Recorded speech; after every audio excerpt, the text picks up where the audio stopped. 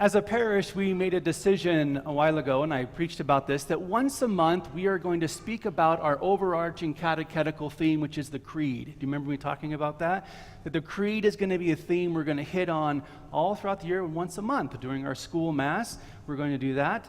And so today I want to hit on that idea of our Creed, what we believe. Every Sunday we proclaim our Creed, that long prayer that we say. Today I just want to focus on a simple concept. This isn't too complicated, okay? But we begin the Creed by saying, I believe in one God, the Father Almighty. So what does it mean to have faith? What does it mean to believe in something? That's what I want us to dig into a little bit today, because everybody in our world has faith. Did you know that? Everyone has faith. We oftentimes think that faith, because we oftentimes use faith in a religious context, that faith means that you believe in God. But everybody on this planet has faith. Even the atheists have faith. And I'm going to prove it to you. Okay? What we believe as Catholics that faith is to believe everything that God reveals to us is true. That's what faith is to accept, to believe what God has revealed to us to be true. So faith is accepting that. But everybody has faith on some level. Our Catholic faith means that. That might not mean that to other people like an atheist, but let me explain to you what I'm trying to say. All right. I have a question for you. How many of you believe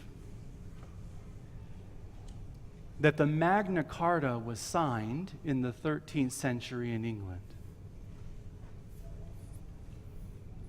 Few of you do, huh? If you remember your history lessons, you might go, gosh, Father, I don't remember that. Okay, that's a common historical event. Some people believe that happened, some people don't. How many believe that Columbus sailed the ocean blue in 1492? Most of us would raise, I know we're Catholics, we're just sort of like, I can't raise my hand in church, Father, I'm not going to do it. And it's okay, you don't have to. You believe that Columbus sailed in 1492, and my question would be to you, how do you know? Prove it to me. Where's the evidence? Well, we're all standing here. Does that prove Columbus?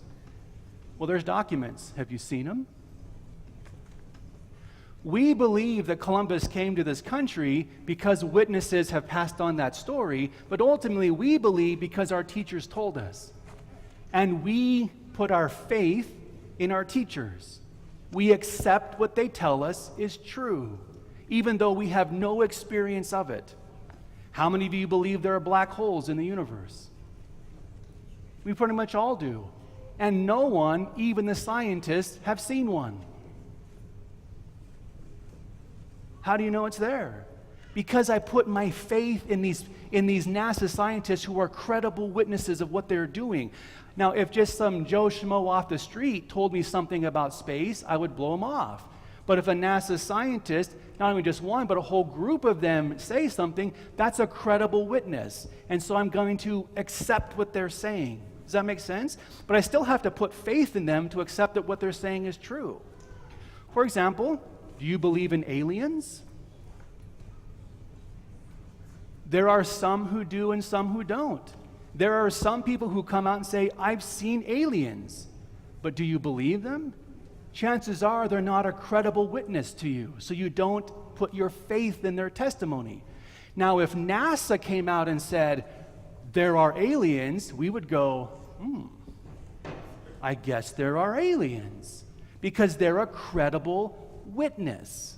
And we will accept what they tell us. That's what faith is accepting what people tell us to be true. Everyone has faith. And if you think about it, the vast majority of everything that you know about the world and believe, you've taken on in faith. You've accepted it as true because someone has told you. We've experienced very little about the world, haven't we? Very little. But we believe the witness of others. Am I making sense? So everybody on the planet has faith.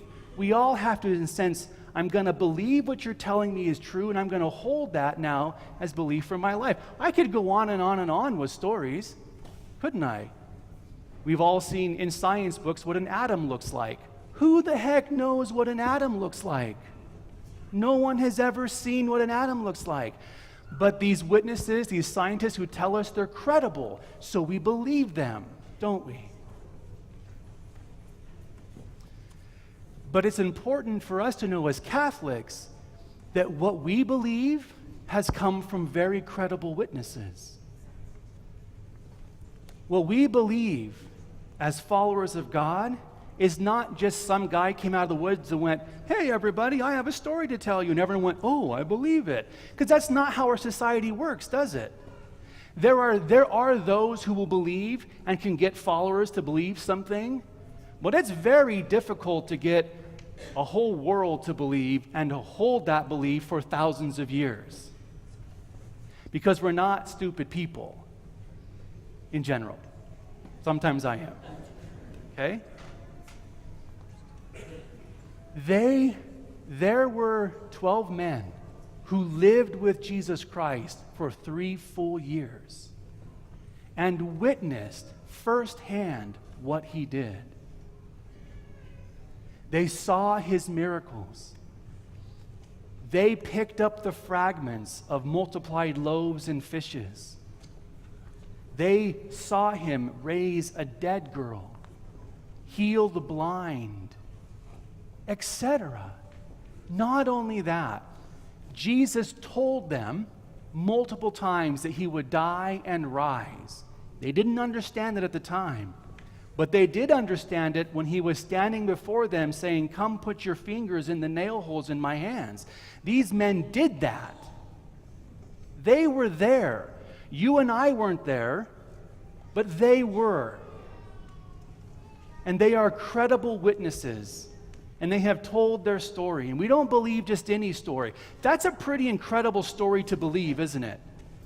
It's a pretty incredible story to believe. So if it was sort of a silly, a fictional story, it would have died out very quickly, especially when the persecutions came, when people were being ripped out of their homes and killed for this faith.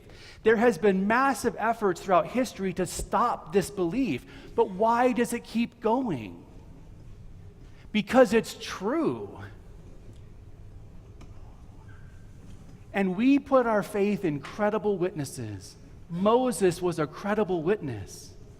And so was David and Jeremiah and Elijah and John the Baptist, the apostles, and then the great saints. What you and I believe as Catholics is not just some myth, because if we put it that way, we could say almost everything is a myth, because how do you know? And we can go to the Holy Land. We can do archaeology. We can see the places. Many of you have even been there. We put our faith in something that is credible. To say, "I believe," means that I do believe that there is something that happened and people witnessed it and it is credible and I'm going to accept that. Because all of us have faith in one level and we're going to accept it. Now I just want to give another simple worldly example to help us understand that. It's important to know the credibility of the witness. Think of it this way. If you are sick and something's wrong with you, you're not going to come to me for advice. How many of us have had our friends tell us, "Well, this is what's wrong with you, and this is what's wrong with you, and this is what's wrong with you," and you hear it, but in the end, you want to go to a doctor because they're a credible witness, aren't they? You're going to listen to your friends, but it's going to kind of sit in there, but mostly one ear and out the other. But that being said, do you trust all doctors equally? Just because a person's a doctor, you're going to give blind faith to that doctor? Oh no, we don't do that. We will say, go to that doctor, or that's the doctor you want to go to, because that doctor is a more credible witness. And there are people who can point to it. See, we're smart as human beings. We kind of have a sense of where the truth is and where we should go, don't we? And the church has always been that way. In the ancient days, after Jesus' resurrection, there were many people who wrote stories about Jesus. Other gospel writers, other than Matthew, Mark, Luke, and John. There was the Gospel of Thomas and the Gospel of Judas. But you know what the church did?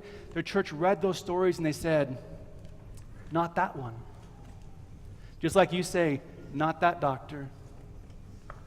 Not that place. Because the sense of the people were, that's not a credible witness.